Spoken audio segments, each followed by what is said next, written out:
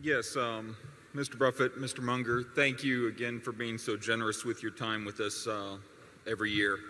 I'd like to follow up on the question from the gentleman from Australia and from Munich on valuation. The gentleman from Australia asked about margin of safety, and you replied that a superior business may not require that much of a margin of safety. And my follow-up would be, does that suggest market rate of returns going forward for superior businesses?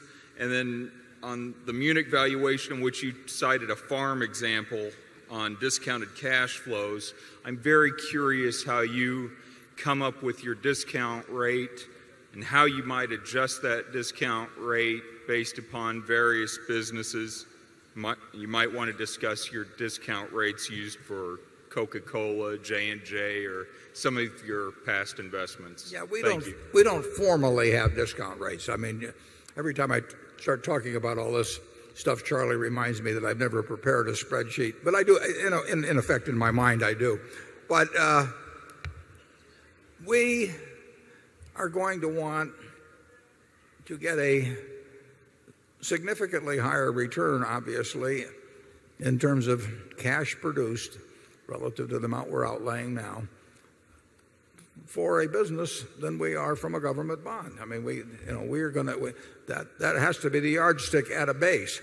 Then how much more do we want? Well, if government bond rates were 2%, we're not going to buy a business to earn 3 or 3.5% expectancy over the years. We just don't want to commit our money that way. We'd rather sit around and wait a little while. If they're 4.75%, what do we hope to get over time? Well, we want to get a fair amount more than that. But I can't tell you that we sit down every morning and I call Charlie in Los Angeles and say, what's our hurdle rate today? I mean, we have never used the term.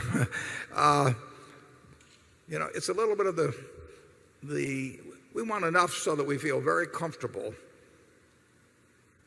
if they close on the stock market for a couple of years, if interest rates go up another 100 basis points or 200 basis points, we're still happy with what we bought. And above that, I really, I know it sounds kind of fuzzy, but it is fuzzy. Charlie?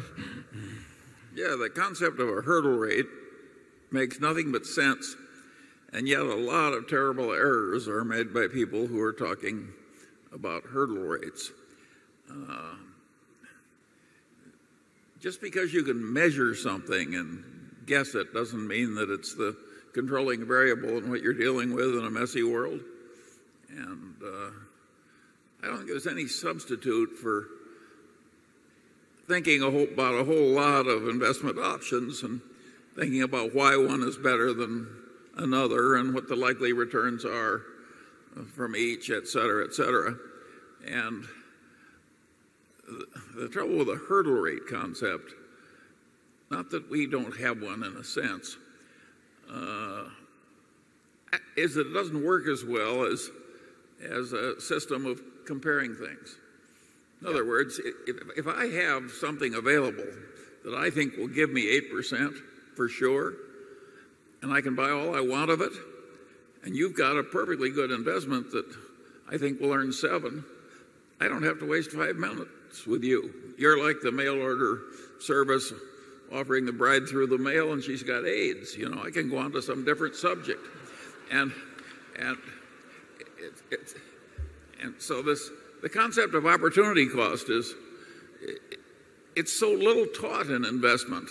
They teach it in the freshman course in economics in all the major universities, but when you get to the corporate finance departments and so forth, it doesn't lend itself to the kind of mathematics they want to use, so they ignore it. But in the real world, your opportunity costs are what you want to make your decisions based on.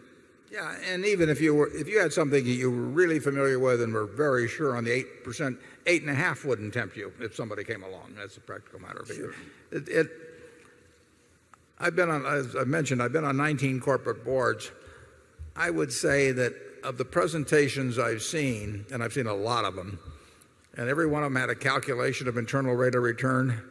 If they'd burned them all, the boards would have been better off. I mean, there is so much nonsense presented because the presenters essentially know what the listeners are desirous of hearing and what is needed in order to get through something that the CEO wants to do anyway, that you just get nonsense figures. And we may get nonsense figures too, but they're ours. And let me give you an example of that. I have a young friend who sells private partnership interests to investors, and he's in a really tough field where it's hard to get decent returns.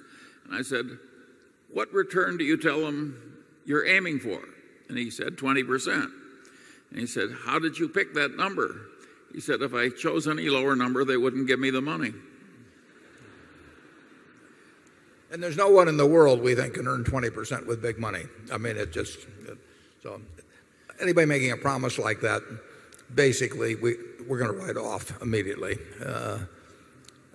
It's amazing to me what, in a sense, how gullible big investors are, pension funds and so on, and that they have people come around and promise them the Holy Grail, and they want it so badly, that they're willing to believe things that just have to be nonsense.